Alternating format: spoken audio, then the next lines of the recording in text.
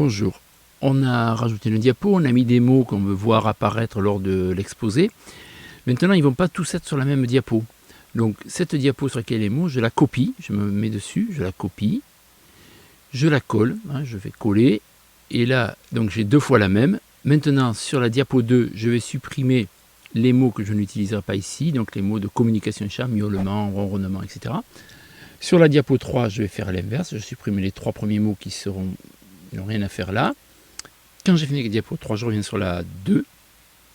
Là, je sélectionne les mots, je vais changer la police, la taille, la couleur. Je vais les disposer comme il faut pour que ça puisse être une composition idéale lorsque ça sera projeté. Voilà, je fais ça pour les trois. Ensuite, une fois que j'ai fait ça, je vais aller chercher les images. Donc je redescends sur ma petite icône en bas là.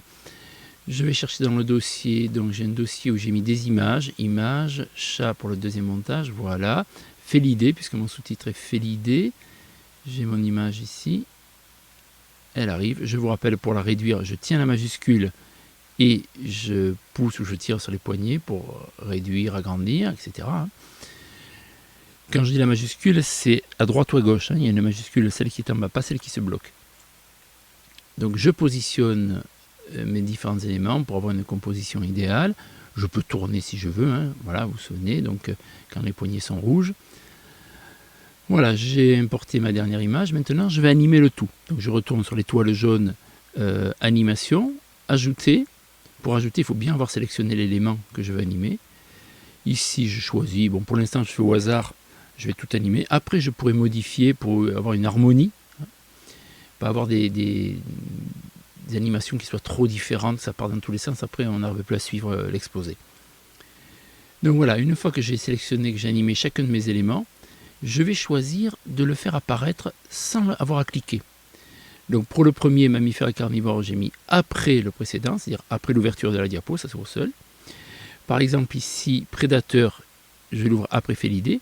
En revanche, l'image des prédateurs et les souris, je le mets avec. Donc apparaîtront en même temps prédateurs et les souris. Voilà, tout est prêt. Je vais enregistrer mon travail. J'appuie sur la disquette bleue. Pas besoin de retourner dans le fichier enregistré. Et là, je vais lancer mon diaporama pour vérifier mon travail. Et quand je fais mon exposé, le chat est un mammifère carnivore appartenant à la famille des félidés. Voici quelques exemples, le lion, le tigre, etc. Le chat est un prédateur de petites proies, souris, mulots, insectes. Voilà, la diapo 3 apparaît, elle n'est pas faite. À toi de faire la suite.